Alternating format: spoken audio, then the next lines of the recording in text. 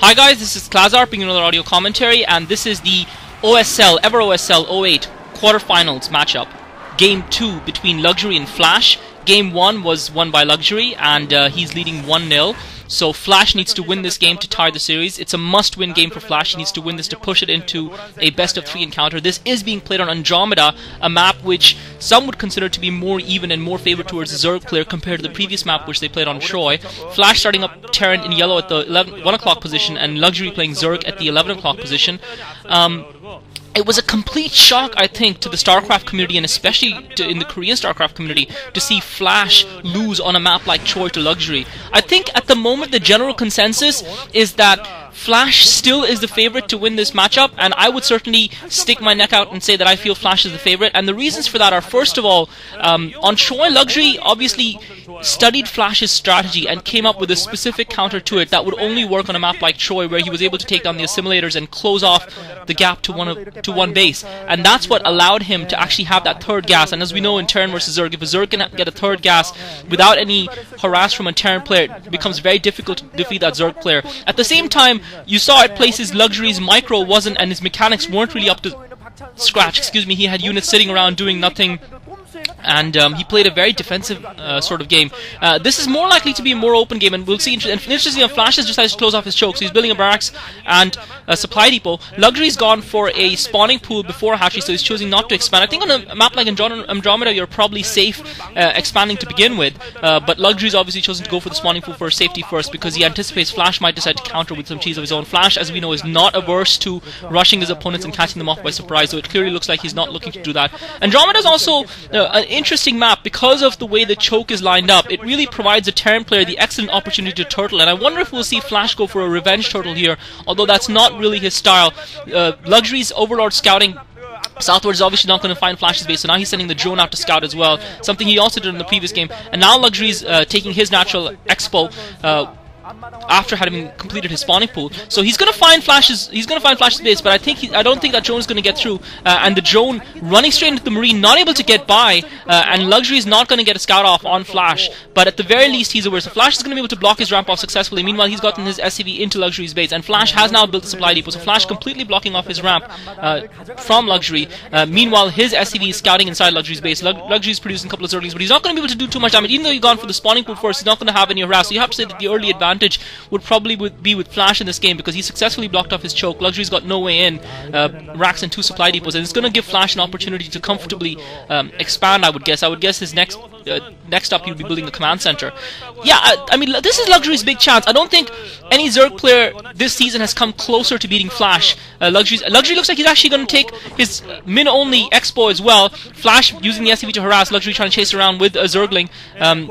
So Flash just delaying Luxury a little bit, sending that group of 5 Zerglings out, while the 1 Zergling chases the SCV in his base. And unfortunately for Luxury, he's not going to get any profit from those early Zerglings, short of keeping control. So Flash now putting the command center down, so Flash taking his natural expo, and looks like we're going to be in for another longish macro game here between these two guys. And I think I would probably favor Flash to come out on top this time, again, because he is the more solid all-around player.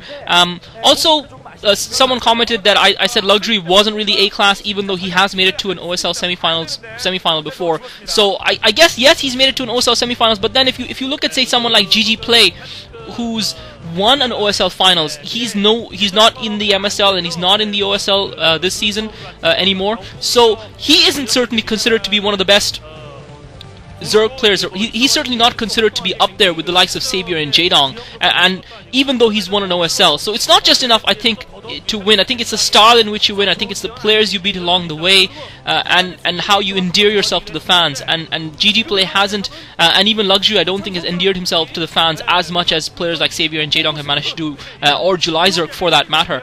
And Luxury now comfortably able to take, and this is the slight disadvantage of Flash's choice. One of the things that I feel against Zerg players is the idea of leaving them completely unhindered to expand and to grow, even if a Terran is turtling. I don't think it's a good idea. We saw how it didn't pay off against Savior, and I don't really think it's a strategy that would pay off against Luxury, and I do think that Flash, even though I think Flash is strong enough to win, I think he's taking a little bit of a risk by not putting any pressure on Luxury, because Luxury is not forced to put down any sunken. Since Flash has walled himself in, Luxury straight away went for that min-only expo, and then decided to take his gas, and now is teching to lair. So he's not forced to spend any resources on setting up a defense, and that's going to allow him to expand that much to get his tech up and his economy rumbling that much quicker, and that's going to mean that it's going to be so much harder for Flash to actually take him down. Flash now putting his second, third racks down. Obviously the advantage of the choke block is that Luxury doesn't exactly know what Flash is doing behind that block, and it is possible to possibly trick your opponent, but Luxury's seen that medic now, so that's going to probably prompt him to put a couple of sunkens down at the very least.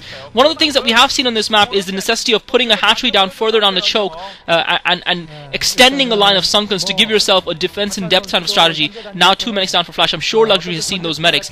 Meanwhile, Luxury's Spire going up. And yeah, one of the things with blocking your choke that you can do is by denying your opponent that scout, and Luxury now putting those sunkens down at his natural expo. The problem with that defensive position, and Luxury obviously hasn't chosen to extend his defense further on early in this game. I guess he's not anticipating a mid-game tank push from Flash as he anticipated in the previous game, because obviously his min-only expansion would be completely vulnerable from outside of the range of those sunkens, and that is one of the problems with this map, Andromeda, that does allow Terran players a little bit more flexibility and does force the Zerg players' hand a little bit and makes it a little bit more difficult for them to defend. So Flash looks like he's got his group of medic and Marines out, and we have to say a very cautious and cagey approach from Flash in a must-win game for him. He's got his group of medic and Marines out. He's only now going to venture out, despite the fact that he's got the ability to block his choke, and he's really put very little pressure on Luxury till very late in the game. Luxury's only now, so I mean, Luxury trying to sneak in through the back door with the group of Zerglings, trying to get a scout inside Flash's base and see exactly what Flash is up to, see whether or not Flash has gone for that min-only expansion as well, or whether Flash is teching behind that choke, because Luxury at the moment has no idea exactly what Flash is up to. He hasn't seen that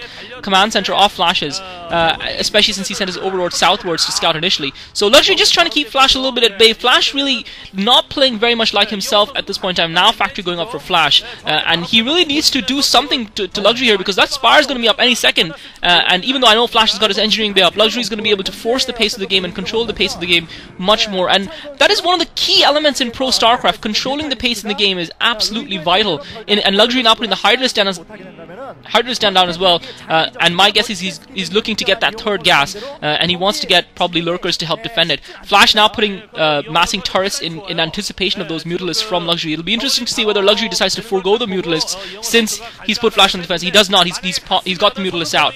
So because we have previously seen a player put down the Spire and then not produce Mutalisks and catch the turn off guard, although it is something that's very rare. So it'll be interesting to see how effective Luxury's Mutalisk harass is going to be. Flash effectively has not really left his base at all throughout this game, and it's really surprising to me.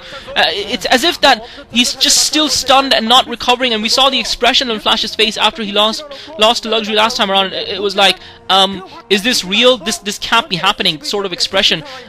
The kind of expression I think that you kind of would see on someone's face if they were kind of cornered in an alley by a group of people who were about to beat them up or something. It's just you don't expect it to happen to you, but it does happen to someone, and unfortunately on that occasion it happened to Flash at the hands of Luxury. So Flash now has his machine shop up, he's putting a starport. He's still way away from getting a science vessel, so Luxury well ahead here, I would feel, and it's really up to Flash to wrest the impetus away from Luxury in this game, as long as he allows Luxury, and Luxury is just content to keep his Mutalisks alive, keep Flash on the backbench. Now Luxury's got those Hydras out, he's going to be morphing them to Lurkers soon. I'm not sure if Luxury's managed to put another hatchery down to get that third expo up and running. I don't think he has. He's actually gotten an expansion down at the 7 o'clock position, so Luxury really in prime position here. The key, of course, is going to be for Flash. If he can push out with his force and take that expansion down before Luxury can reap a harvest from it, he might be able to slowly seize the initiative in this game. But so far, it's been all Luxury. Flash deciding to wall himself behind his choke, deciding to play a very total strategy. Andromeda is one of those maps that you can do that sort of strategy in.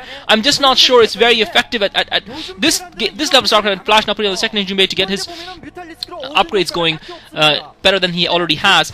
Starport with control tower complete, as well as science facility for Flash, so he's going to have that science vessel popping out any tomb now. And I have to say, even though Flash seems to be okay, I fear for him. I really do fear for him, because he's put absolutely no pressure on Luxury. Luxury has only built 3 Sunkens as means of defense, and even that very late in the game. So Luxury's just been pumping those drones, getting his tech up, and he's got his group of Mutalisks fully intact. It is a little bit of a calculated risk by Luxury. He decided to not go in and try and really do too much harass on Flash's base. He was content just to set up a contain. The key really is going to be that Science Vessel. If Luxury can somehow take that first Science Vessel down, and now Flash setting up a couple of lurkers just outside, Luxury setting up a couple of lurkers just outside Flash's natural expo.